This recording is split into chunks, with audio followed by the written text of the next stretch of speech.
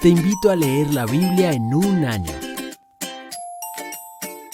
Hola amigos de Buscando a Jesucristo, mi nombre es Steven Peña y hoy vamos a continuar con la lectura del libro de Hechos del capítulo 23 al 25. Bienvenidos. Hechos 23. Mirando fijamente al Concilio Supremo, Pablo comenzó: Hermanos, siempre he vivido ante Dios con la conciencia limpia. Al instante, Ananías, el sumo sacerdote, ordenó a los que estaban cerca de Pablo que lo golpearan en la boca. Pero Pablo le dijo: Dios te golpeará a ti, hipócrita corrupto. ¿Qué clase de juez eres si tú mismo infringes la ley al ordenar que me golpeen así? Los que estaban cerca de Pablo le dijeron: ¿Te atreves a insultar al sumo sacerdote de Dios? Lo siento, hermanos, no me había dado cuenta de que es el sumo sacerdote, contestó Pablo, porque las escrituras dicen: no hables mal de ninguno de tus gobernantes. Pablo se dio cuenta de que algunos miembros del Concilio Supremo eran saduceos y que otros eran fariseos. Por lo tanto gritó: Hermanos, yo soy fariseo, al igual que mis antepasados, y yo estoy en juicio, porque mi esperanza está en la resurrección de los muertos. Esto dividió al concilio. Puso a los fariseos contra los saduceos, porque los saduceos dicen que no hay resurrección, ni ángeles, ni espíritus, pero los fariseos sí creen en todo esto. Así que hubo un gran alboroto.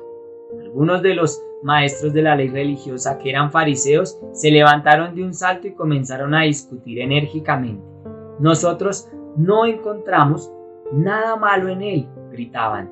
Tal vez algún espíritu o ángel le habló.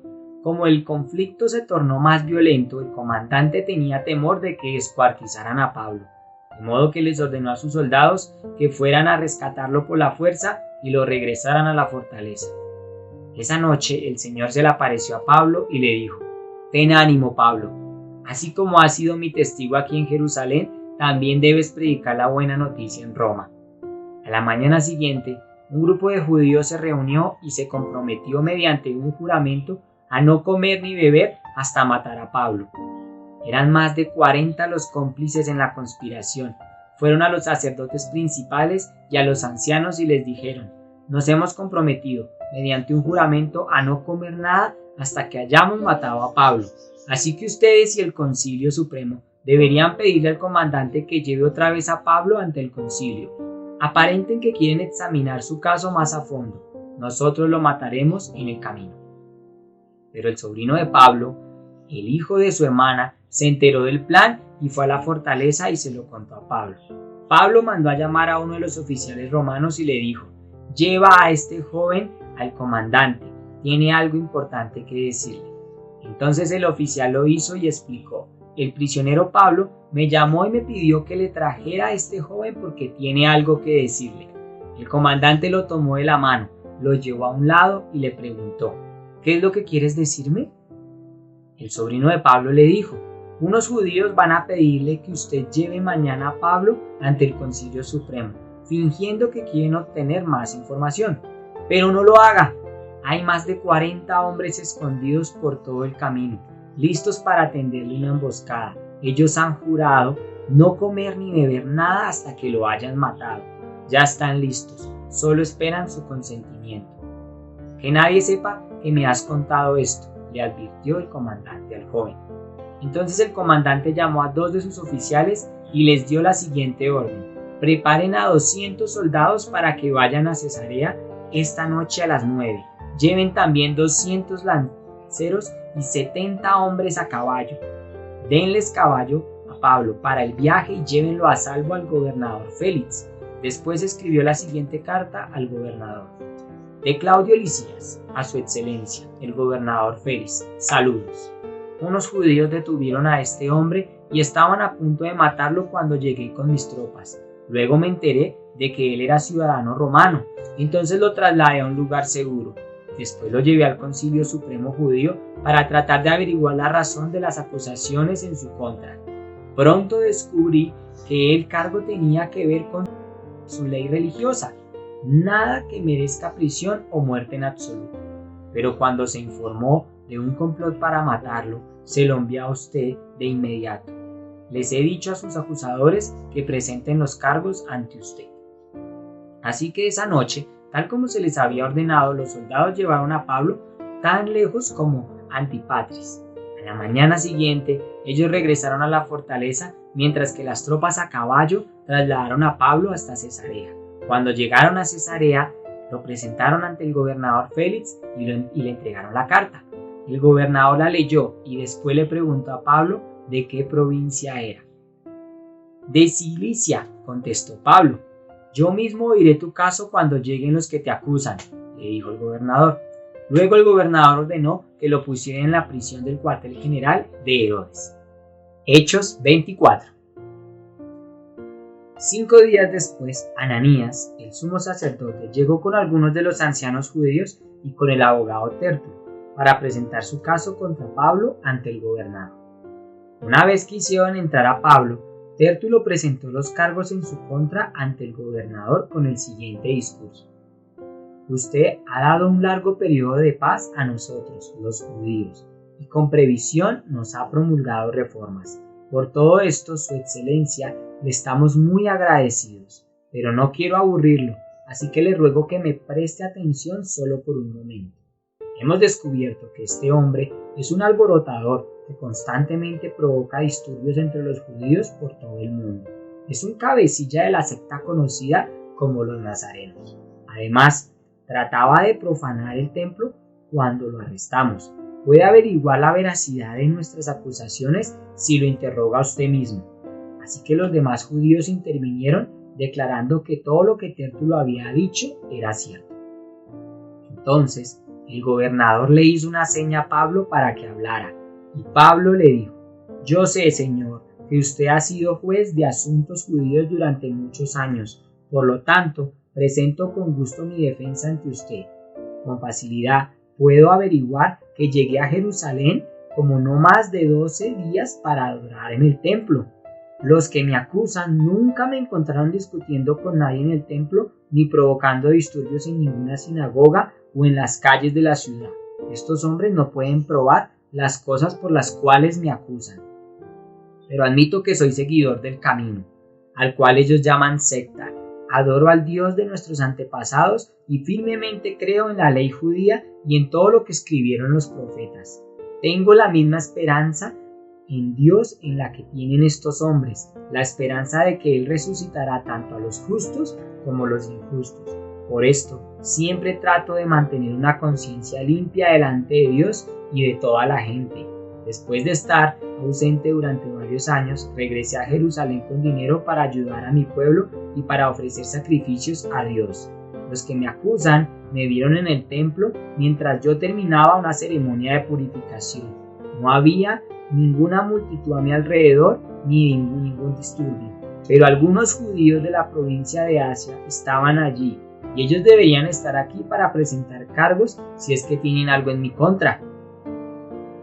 Pregúntales a estos hombres que están aquí de qué crimen me encuentro culpable».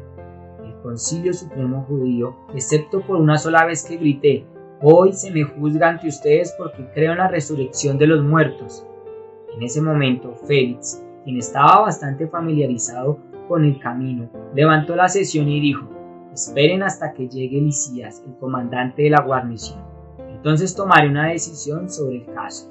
Le ordenó a un oficial que mantuviera a Pablo bajo custodia, pero le diera ciertas libertades y permitiera que sus amigos lo visitaran y se encargaran de sus necesidades.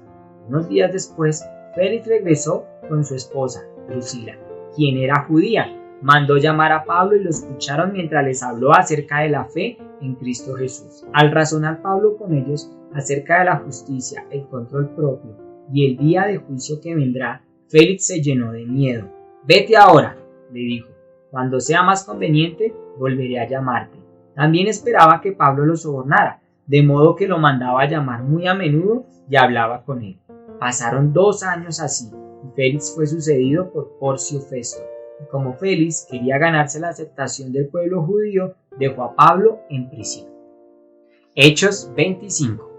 3 días después de que Festo llegó a Cesarea para asumir sus nuevas funciones, partió a Jerusalén, donde los sacerdotes principales y otros líderes judíos se reunieron con él y le presentaron sus acusaciones contra Pablo. Le pidieron a Festo que les hiciera el favor de trasladar a Pablo a Jerusalén, ya que tenían pensado tenderle una emboscada y matarlo en el camino. Pero Festo respondió que Pablo estaba en Cesarea y que pronto él mismo iba a regresar allí. Así que les dijo: algunos de ustedes que tengan autoridad pueden volver conmigo. Si Pablo ha hecho algo malo, entonces podrán presentar sus acusaciones. Unos 8 días después, Festo regresó a Cesarea y al día siguiente tomó su lugar en la corte y ordenó que trajeran a Pablo. Cuando Pablo llegó, los líderes judíos de Jerusalén lo rodearon e hicieron muchas acusaciones graves que no podían probar.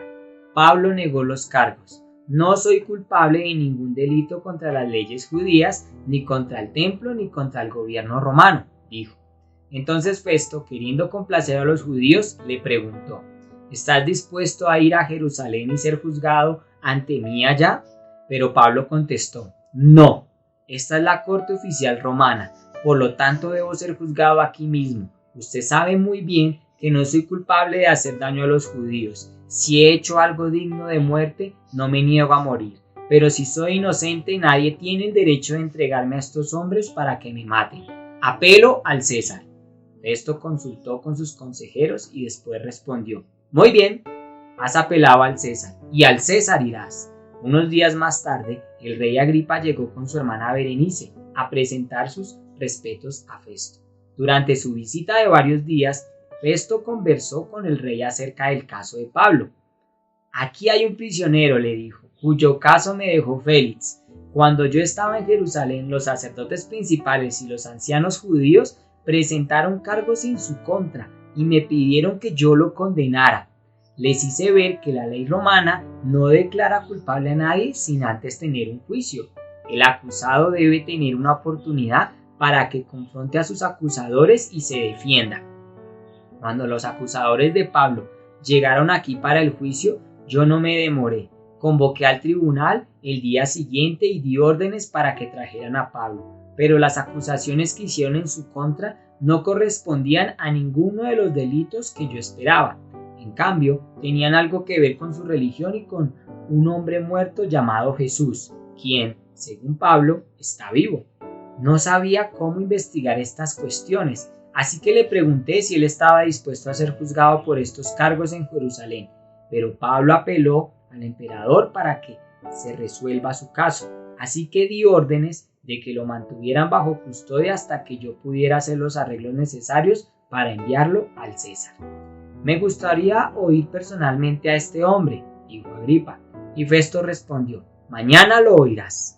Así que al día siguiente, Agripa y Berenice llegaron al auditorio con gran pompa, acompañados por oficiales militares y hombres prominentes de la ciudad. Festo dio órdenes de que trajeran a Pablo. Después Festo dijo: Rey Agripa y los demás presentes, este es el hombre a quien todos los judíos, tanto aquí como en Jerusalén, quieren ver muerto, pero en mi opinión, él no ha hecho nada que merezca la muerte. Sin embargo, como apeló al emperador, decidí enviarlo a Roma. ¿Pero qué debo escribir al emperador? Pues no hay ningún cargo concreto en su contra, así que lo he traído ante todos ustedes, especialmente ante ti, Rey Agripa, para tener algo que escribir después de que lo interroguemos. Pues no tiene sentido enviarle un prisionero al emperador sin especificar los cargos que hay en su contra. Oremos. Padre, te damos gracias por esta palabra que hemos podido leer y compartir el día de hoy. Te pedimos que seas tú obrando así como lo hiciste en la vida de Pablo, llenándonos de carácter, de fortaleza, que nosotros podamos, Señor, hablarle a los demás con esa simpleza, con esa sencillez y esa humildad, reconociendo que tú eres, Señor, el Rey, el único, el que tiene el derecho y tiene posesión sobre nuestras vidas.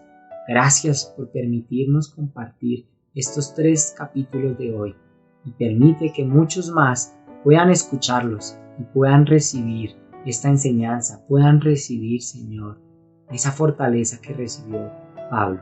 Te pedimos, Señor, que obres grandemente en nuestro espíritu y que cada día, Señor, renueves nuestras fuerzas. En el nombre de Jesús hemos orado. Amén y amén. Te invito a leer la Biblia en un año.